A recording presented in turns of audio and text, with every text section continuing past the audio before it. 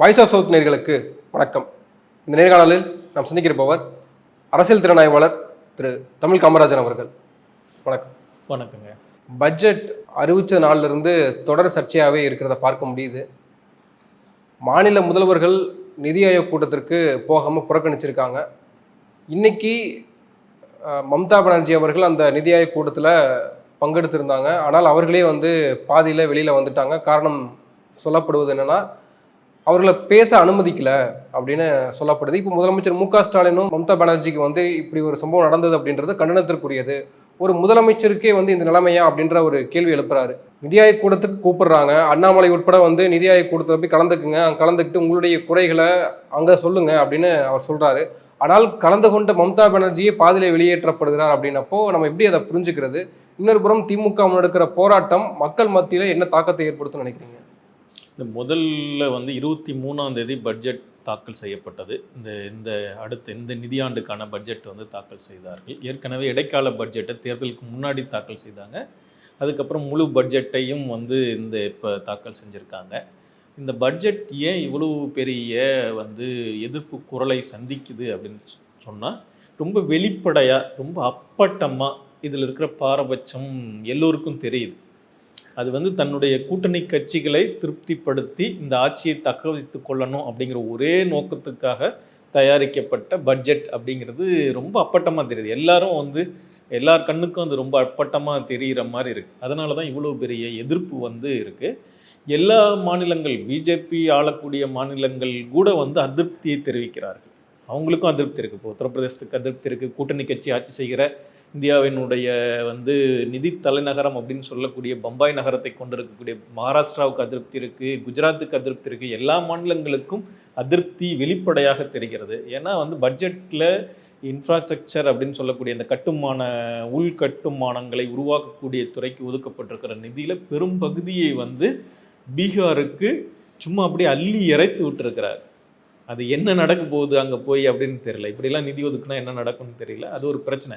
சரி, இப்படி இதான பிறகு இப்போ எல்லாரும் அவங்க ஏற்கனவே மாநிலங்களில் பல திட்டங்களை அறிவித்து, ஒன்றிய அரசாங்கத்தின் கீழே நடைபெற்று கொண்டிருக்கிற பல திட்டங்களை அறிவித்து, இப்போ தமிழ்நாட்டில் மெட்ரோ ரயில் திட்டத்தை அறிவித்து திட்டம் நடந்து கொண்டிருக்கும் பொழுது திட்டத்துக்கு நிதி ஒதுக்கலைன்னா என்ன ஆகும்? இன்னும் 10 வருஷம் அப்படியே தோண்டி போட்ட வாக்கிலேயே கடக்க முடியுமா? இது நடக்கக்கூடிய காரியமா? அதனால் மாநில அரசாங்கங்கள் பல்வேறு வகைகளில் நிதி ஒதுக்கி அந்த திட்டங்களை செயல்படுத்திக்கிட்டு இருக்காங்க. இந்த வேலையில் தான் அன்னைக்கு அந்த 23ஆம் தேதி ரொம்ப ஒரு சாயந்தரம் தமிழ்நாடு முதலமைச்சர் பேசும்பொழுது ப்ரெஸ் மீட்டில் ரொம்ப எங்களுக்கு இதை பெருத்த ஏமாற்றத்தை அளிக்குது அப்படின்னு சொன்னார். இது இந்த பட்ஜெட் ரொம்ப மோசமானதாக இருக்குது, ரொம்ப பெருத்த ஏமாற்றத்தை அளிக்குது. அதனால் நான் நிதி ஆயோக் கூட்டத்தை, ஏன்னா அதுக்கு முன்னாடியே அவர் சொல்லியிருந்தார், நிதி ஆயோக் கூட்டத்தில் நான் கலந்துக்குவேன் அப்படின்னு சொல்லியிருந்தார். அதனால் நான் நிதி ஆயோக் கூட்டத்தில் கலந்துக்க மாட்டேன் அப்படின்னு அப்பயே அறிவிச்சிட்டாரு. மம்தா பானர்ஜி இப்போ மற்றவங்களும் அதை தொடர்ந்து மற்ற காங்கிரஸ் கட்சி ஆளக்கூடிய மாநிலங்கள், மற்றவங்க 6 மாநிலத்தவர்கள் இப்போ இவங்க எல்லாரும் கலந்துக்க மாட்டேன்னு சொன்னாங்க. இப்போ ஆனால் நேற்று மம்தா பானர்ஜி நான் கலந்துக்கிட்டு நிதி அதிகாரம் எதுவும் இல்லாமல் இருக்கிற இந்த நிதி ஆயோக் அமைப்பை கலைத்து விட்டு பழைய திட்ட கமிஷன் முறையை கொண்டுட்டு வரணும், அதுதான் நான் அங்கே பேச போகிறேன், என் மாநிலங்களுடைய குரலை நான் ஒழிக்க போகிறேன், நானும் சிபுசோரனும் இந்தியா கூட்டணி கட்சிகளுடைய குரலை நிதி ஆயோக் கூட்டத்தில் ஒழிப்போம், அப்படி வாய்ப்பு மறுக்கப்பட்டால் நாங்கள் வெளியேறி விடுவோம் அப்படின்னு நேற்றே அவங்க சொல்லியிருந்தாங்க. அதன்படி இன்னைக்கு பேச போயிருக்காங்க. அவங்கள பேச அனுமதிக்கல, அதனால் அவங்க வெளியேறிட்டாங்க. இப்போ நம்ம ஊரில் அண்ணாமலையில் என்ன சொல்லியிருந்தாரு? போகலைன்னா யாருக்கு நட்டம்? உங்களுக்கு தாங்க நட்டம், நீங்கள் போய் கேட்டால் தானே கிடைக்கும் அப்படின்னு சொல்லியிருந்தாங்க. அவங்க போய் கேட்குறாங்க. ஏன் அவங்கள அவங்களுடைய குரலை ஒழிக்கவே விடலை? இன்னொன்று நமக்கு ஒரு பொய்யான மாய தோற்றத்தை உருவாக்குறாங்க.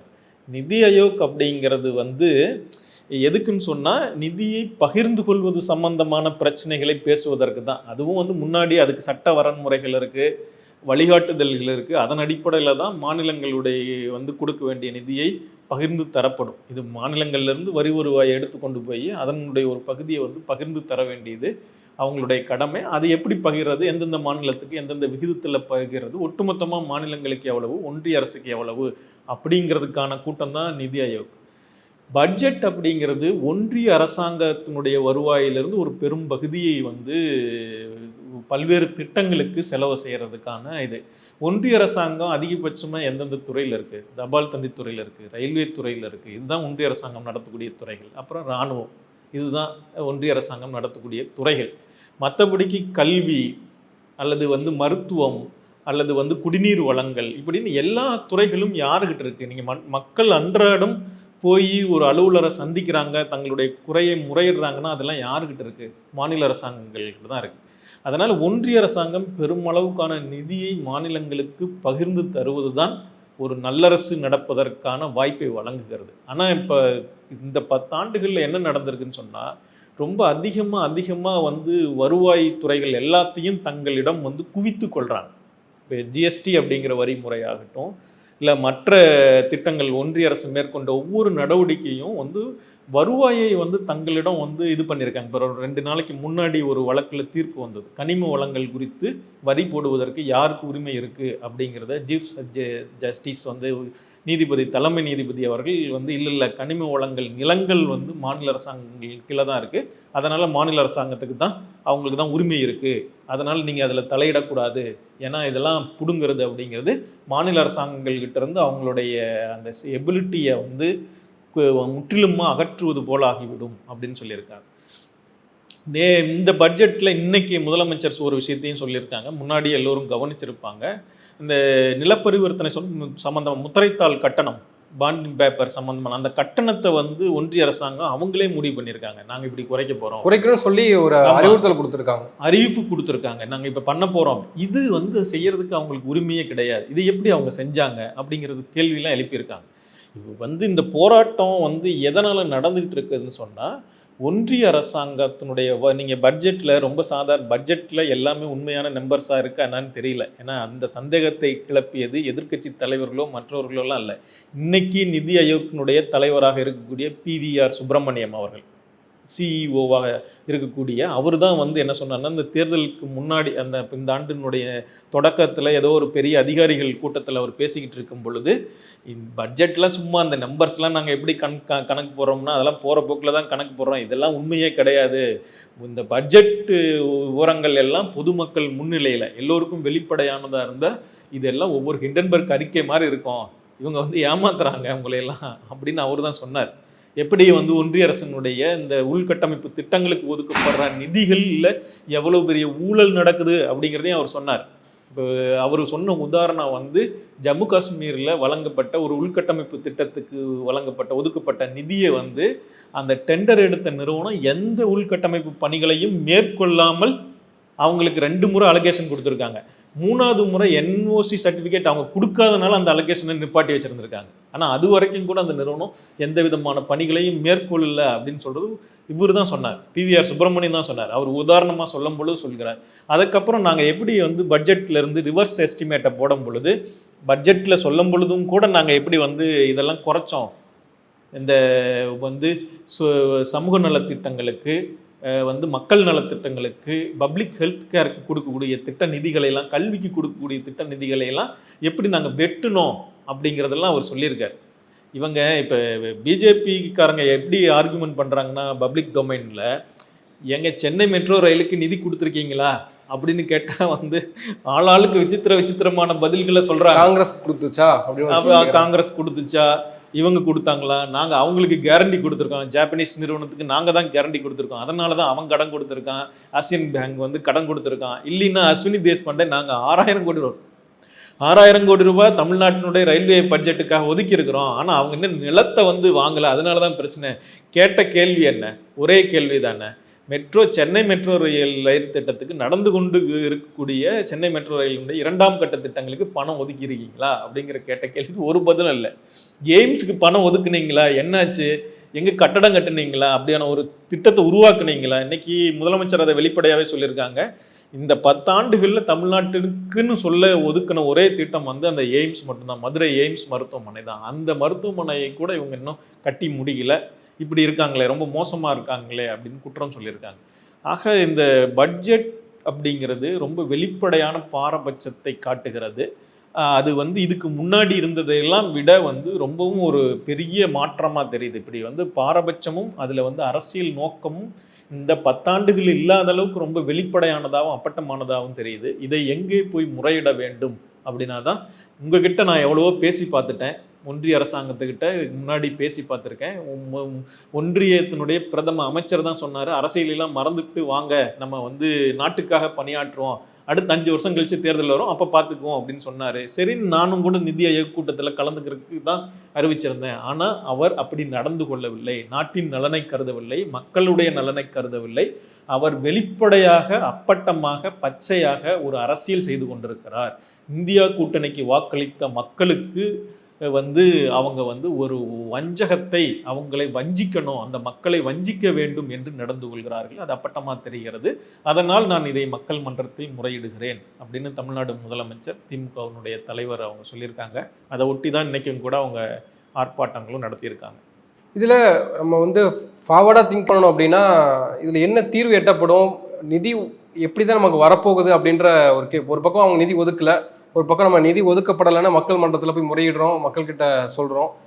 ஆனால் இறுதியாக நமக்கு பணம் வேணும் இல்லையா? இப்போ உச்சநீதிமன்றத்தை நாடணுமா, அதெல்லாம் என்ன பண்ண போகிறாங்க தமிழ்நாடு அரசாங்கம்ன்ற கேள்வி இருக்குல்ல. இல்லை, இது வந்து இப்போ நீதிமன்றங்களை நாடுவது, இப்போ ஏற்கனவே நீதிமன்றத்தை நாடி இருக்காங்க பல திட்டங்களுக்கு. குறிப்பாக வந்து இயற்கை பேரிடருக்கு வந்து நிதி ஒதுக்கப்படணும்னு முன்னாடி ஒன்றிய அரசாங்கத்துக்கிட்ட இவங்களுடைய தேவை, தமிழ்நாடு அரசாங்கத்தினுடைய தேவை என்ன, சென்னை வெள்ளம் வந்த பொழுதும் சரி, அல்லது தூத்துக்குடி திருநெல்வேலி மாவட்டங்களில் இந்த பெரும் மழை பெய்த போதும் சரி, அதனால் ஏற்பட்ட சேதங்களுக்கு நிதி வேணும்னு கேட்டிருந்தாங்க. சரிங்களா? அதுக்கு வந்து எந்த நிதியும் ஒதுக்கலை. அது வழக்கமாக வந்து ஆண்டுதோறும் நமக்கு கிடைக்கக்கூடிய அந்த 500 கோடி ரூபாயை நம்ம அந்த நிதி தான் வந்து சேர்ந்துச்சு. மற்ற நிதி எதுவுமே வரல. 600 கோடி ரூபாய், 500 சொச்சம் கோடி ரூபாய் வந்துச்சு. மற்ற நிதி எதுவும் வரல. நாங்கள் பட்ஜெட்டில் அலோகேட் பண்ணுவோம், இல்லை இந்த நிதி தான் அந்த நிதி அப்படின்னு அப்போல்லாம் உருட்டிகிட்டு இருந்தாங்க. ஆனால் இப்பொழுது பீகாருக்கு மட்டும் வெள்ளத்தடுப்பு பணிகளுக்காக 11,000 கோடி ரூபாய் ஒதுக்கியிருக்காங்க ஒரு மாநிலத்துக்கு. நம்ம கேட்டது 37,000 கோடி ரூபாய். இந்த மாதிரி பிரச்சனை நடந்திருக்கு, இவ்வளோ சேதாரம் ஏற்பட்டிருக்கு அப்படின்னு கணக்கு போட்டு கொடுத்ததுக்கு கூட அவங்க எந்த நிதியும் ஒதுக்கலை. ஆனால் வந்து அந்த மாநிலம், மற்ற மாநிலங்கள்லாம், வடகிழக்கு மாநிலங்கள், பீகாருக்கு மேலே இருக்கிற சில மாநிலங்கள்லாம் எந்த நிதியுமே கேட்கல, பீகாரும் கேட்கல. ஆனால் அவங்களுக்கு வந்து வெள்ளத்தடுப்பு பணிகளுக்காக 11,000 கோடி ரூபா ஒதுக்கியிருக்காங்க. இப்போ ஒன்றும் இல்லை, 48 லட்சம் கோடி ரூபாயா என்னமோ வந்து ஒன்றிய அரசாங்கத்தினுடைய சொச்சம் பட்ஜெட். அவங்க 48 லட்சம் கோடி ரூபா பட்ஜெட். அதில் வந்து ஒரு 10 லட்சம் கோடி ரூபாய், 18 லட்சம் கோடி ரூபாய் என்னமோ வந்து கடன். அது வந்து பற்றாக்குறை, அது கடனாக வெளியில் தான் வாங்கி இது பண்ண போகிறாங்க. அவங்களுடைய வருமானம்ங்கிறது அந்த 38 லட்சம் சொச்சம் அந்த கோடி ரூபா வருது. சரிங்களா? இந்த கணக்கில் 33 லட்சம் கோடி ரூபான்னு நினைக்கிறேன், அந்த கணக்கில் வருது. மீதி வந்து இந்த 15 லட்சம் கோடி ரூபா அவங்க கடன் வாங்க போகிறாங்க. இந்த பட்ஜெட்டில் ஒட்டுமொத்தமான ஒரு சின்ன பகுதி தான் வந்து இப்போ 10 லட்சம் கோடி ரூபாய்க்கு குறைச்சலாக தான் அவங்க பட்ஜெட்டினுடைய எல்லா இதுக்கும், உள்கட்டமைப்பு, மக்கள் நலன் அப்படின்னு எல்லாத்துக்கும் செலவு செய்ய போகிறது அதுதான். மற்றதெல்லாம் ரொட்டீன் செலவுகள், அவங்களுக்கு வந்து சம்பளம் கொடுக்கறது, மற்றது லொஸ்க்கு இதெல்லாம் இருக்கும், அதுக்கு தான் செலவு பண்ண போகிறாங்க. இந்த செலவுகளில் வந்து ஏறக்குறைய இதில் பார்த்தீங்கன்னா 10 லட்சம் கோடி ரூபா தான் செலவு பண்ண போகிறாங்கன்னா, அவங்க பட்ஜெட்டில் வெளிப்படையாக அறிவிச்சிருக்கிற ஸ்பெஷல் அலகேஷன்ஸ் அப்படின்னு சொல்லி அறிவிச்சிருக்கிறதையே வந்து இவங்களுக்கு 2 பேருக்கும் கணக்கு போட்டிங்கன்னா, பீகாருக்கும் ஆந்திராவுக்கும் மட்டும் கணக்கு போட்டிங்கன்னா வச்சிங்களேன், 1 லட்சம் கோடி ரூபாய்க்கு மேலே வந்துடும். இப்போ மற்ற எல்லாம் ஒட்டுமொத்த இந்தியாவுக்கும் சேர்ந்து மீதி பணத்தை ஒதுக்குறாங்க. அந்த பணம் என்ன கிடைக்க போகுது? சரி, இந்த ஒட்டுமொத்தமாக ஒன்றிய அரசாங்கத்துக்கு எங்கேருந்து வருமானம் வருது, அதையும் பட்ஜெட்டில் சொல்கிறாங்க. இப்போ இந்த பட்ஜெட் வழக்கமான இந்த 10 ஆண்டுகள் பட்ஜெட் போல் பட்ஜெட் ஒன்றிய அரசாங்கத்துக்கு ₹1 50 காசுக்கு மேலே வருமானம் வர்றது எது தெரியுங்களா? நம்ம அன்றாடம் இந்த பொருள்லாம் வாங்குறோம்ல, வந்து நீங்கள் வாங்கக்கூடிய எந்த உப்பில் தொடங்கி சர்க்கரை வரைக்கும், நீங்கள் எந்த பொருள் இப்போ பிள்ளைகளுக்கு வந்து ஒரு மிட்டாய் வாங்கி கொடுக்குறீங்கள, அது வரைக்கும் அதில் ஒரு இப்போ விலைக்கு பக்கத்தில் இது டேக்ஸ் இன்க்ளூடன், பால் பாக்கெட் வரைக்கும் இருக்குல்ல, இந்த டேக்ஸ் இன்க்ளூடட்னு ஒன்று இருக்குல்ல, அதுதான் அதிகமான காசு. கார்பரேட் டேக்ஸை விட வந்து ஜிஎஸ்டி டேக்ஸ் தான் அதிகமானது. சரிங்களா? அதுக்கு பிறகு இந்த இன்கம் டேக்ஸ், இண்டிவிஜுவல் டேக்ஸ். இப்போ ஒவ்வொரு மாத சம்பளக்காரர்கள் இருக்கிறாங்கல்ல, அவங்க கட்டக்கூடிய வரி. ஒருத்தர் வந்து ஒரு 50,000 ரூபா மாதம் சம்பளம் வாங்குறாருன்னா, அவர் வந்து ஆண்டுதோறும் வந்து கட்டக்கூடிய வரி இருக்குல்ல, மாதம் மாதம் அவருக்கு வந்து பிடிச்சிக்கிட்டு தான் அனுப்புவாங்க. அது இல்லாமல் 40,000 ரூபாய்க்கு கீழே பிடிச்சாலும் டிடிஎக்ஸ்னு ஒன்று கட்டிக்கிட்டு இருக்கீங்கல்ல, அது. இப்படி எல்லா இந்த இண்டிவிஜுவல் டேக்ஸும் இந்த நாட்டில் இருக்கிற பெரும்பான்மையான ஏழை மக்கள்கிட்ட இருந்து தான் ஒன்றிய அரசாங்கம் அதனுடைய வருவாயில் வந்து 50 காசுக்கு மேலே வந்து சம்பாரிச்சுக்கிட்டு இருக்கு. கார்ப்பரேட்டுக்கிட்ட இருந்து வெறும் 17 காசு தான் வாங்குது. மற்றது வந்து இருக்கக்கூடிய சொத்துக்கள் பத்துக்கள்ல இருந்து அவங்களுக்கு வரக்கூடிய வருமானம்.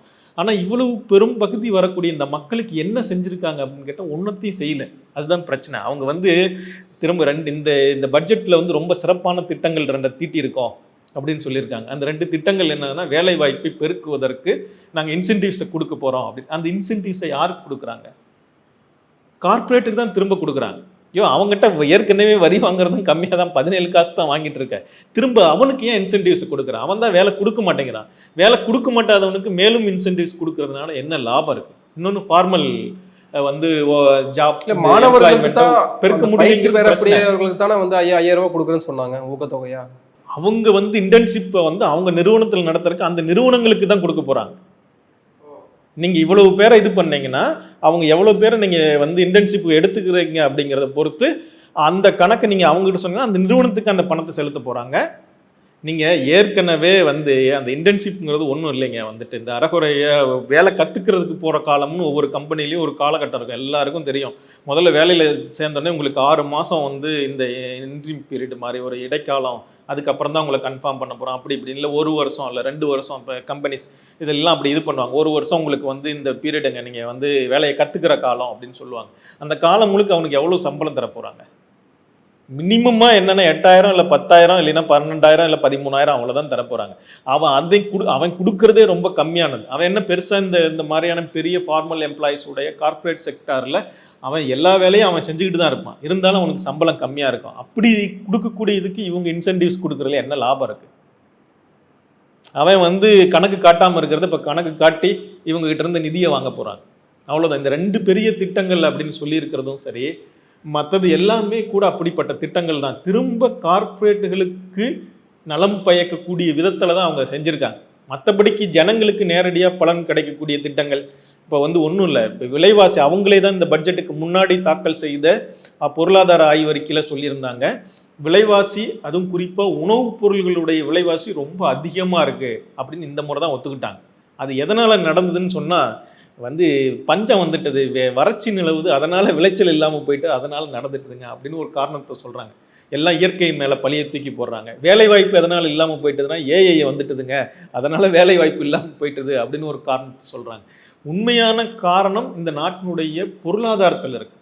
அதை பற்றி கவலைப்படாமல் இப்படி பொய்யான காரணங்கள். சரி, நீங்கள் ஒத்துக்கிட்டீங்கல்ல இந்த மாதிரியான பிரச்சனை இருக்குது, உணவுப் பொருளுடைய விலைவாசி அதிகமாகிட்டு, நாங்கள் இது வரைக்கும் 5 கிலோ தான் கொடுத்துட்டு இருந்தோம், இனிமேல் 10 கிலோவுக்கு மானியம் கொடுக்க போகிறோம், எல்லார் வீட்லேயும் 10 கிலோ வந்து கோதுமை கொடுக்க போகிறோம், இல்லை 10 கிலோ உணவுப் பொருள்களை கொடுக்க போகிறோன்னு ஏதாவது அறிவிப்பு வந்துச்சா?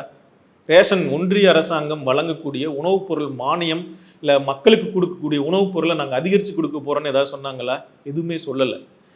அந்த திட்டங்களுக்கு வந்து நிதியை கட் பண்ணியிருக்காங்க, குறைஞ்சிருக்கு. கடந்த ஆண்டை விட இந்த ஆண்டு குறைஞ்சிருக்கு. இந்த பணவீக்கத்தை எல்லாம் கணக்கு பண்ணோம்னா ஒவ்வொரு இதுக்கும் வந்து பல மடங்கு நிதியை குறைச்சிக்கிட்டே தான் இருக்கிறாங்க. ஊரக வேலை வாய்ப்பு இன்னொரு பக்கம் பணவீக்கம் குறைய போகுதுன்னு சொல்றாங்கல்ல. எதுங்க? இன்னொரு பக்கம் பணவீக்கம் குறைய போகுது. அவங்களே ஒத்துக்கிட்டது இப்போ அதிகமாக இருக்குங்கிறது, விலைவாசி அதிகமாக இருக்குதுங்கிறது அவங்களே ஒத்துக்கிட்டதா. நீங்கள் குறைய போகுதுன்னு ஆரோடன் சொல்லலாம். அதுக்கு நீங்கள் என்ன நடவடிக்கை எடுத்தீங்க? இந்த பட்ஜெட் எப்படின்னு சொன்னால் மேக்ரோ எக்கனாமிக்ஸில் சில இன்டர்வென்ஸை செய்கிறது தான். நீங்கள் இன்டர்வென்ஸ் செய்கிறதுக்கு யூனியன் கவர்மெண்ட்டுக்கு இருந்த எல்லா வாய்ப்புகளையும் முதல்ல விட்டு கொடுத்துட்டாங்க. இப்போ ஒரு வாய்ப்பு என்ன, வங்கி வட்டி விகிதத்தை உயர்த்துறதும் குறைக்கிறதும். அந்த இதை உரிமையை யாருக்கு, பேங்கிங் செக்டாருக்கே கொடுத்துட்டாங்க. வந்த உடனே நீங்களே இனிமேல் உயர்த்திக்கிங்க குறைச்சிக்கிங்க, நாங்கள் அதில் தலையிட மாட்டோம். முன்னாடியே இந்த பெட்ரோலினுடைய எரிபொருளுடைய விலையை ஏற்றுவதும் குறைப்பதிலும் இருக்கக்கூடிய அரசாங்கத்தினுடைய கட்டுப்பாட்டை முன்னாடியே விட்டு கொடுத்துட்டாங்க. இனிமேல் நீங்கள் பெட்ரோல் நிறுவனங்களே இது பண்ணிக்கங்க. வேற எதுதான் இதனால் செய்ய முடியும்? உங்களால் செய்ய முடியறது என்ன? கார்பரேட்டுகள்கிட்ட இருந்து ஒரு 0.5% கூட வட்டி போடுங்க அப்படின்னு சொன்னாங்க. அதன் மூலமாக பல்லாயிரம் கோடி ரூபாய் பணம் கூட வரும். அதன் மூலமாக மக்கள் நலத்திட்டங்களை எந்த இதுவும் இல்லாமல் செயல்படுத்த முடியும் அப்படின்னு சொன்னாங்க. இப்போ வரைக்குமே அவங்க அப்படியான எந்த இதையுமே முன்னெடுக்கலை. அதுக்கு பதிலாக என்ன பண்ணுறாங்கன்னு சொன்னால், மக்களுக்கு இன்னும் கூடுதலாக வரி போடுறாங்க. அதுக்கப்புறம் ஏற்கனவே செயல்பட்டுக்கிட்டு இருக்கிற மக்கள் நலத்திட்டங்களுக்கு ஒன்றிய அரசாங்கம் கொடுத்து கொண்டு இருக்கக்கூடிய இதெல்லாம் கட் பண்ணுறாங்க. அதுக்கப்புறம் ரொம்ப முக்கியமாக உள்கட்டமைப்புக்காக செலவு செய்யக்கூடிய நிதிகள்னு இவங்க சொல்லக்கூடியது, அதெல்லாம் கட் பண்ணுறாங்க. கட் பண்ணி நிதியை கொடுக்காம காலம் தாழ்த்துறாங்க. அதுக்கப்புறம் வந்து மாநிலங்களுடைய வருவாய்களை எல்லாம் பறித்து கொள்ளக்கூடிய விதத்தில் இது செயல்படுறாங்க. இது இப்படியே தான் போய்கிட்டு இருக்குமா? இதுக்கு ஏதாவது தீர்வு கிடையாதானா? இந்த அரசாங்கத்தை மாற்றினால்தான் தீர்வு வரும். அது வரைக்கும் எதுவும் தீர்வு இருக்கிற மாதிரி தெரியல. ஏன்னா பல வழக்குகள் இப்படி வந்து உச்சநீதிமன்றத்தில் போய் நிலுவையில் இருக்குது. நன்றி, பொறுத்திருந்து பார்ப்போம். நிறைய விஷயங்களை தெளிவுபடுத்திருக்கீங்க. உங்கள் நேரத்துக்கு மிக்க நன்றி. ரொம்ப நன்றிங்க.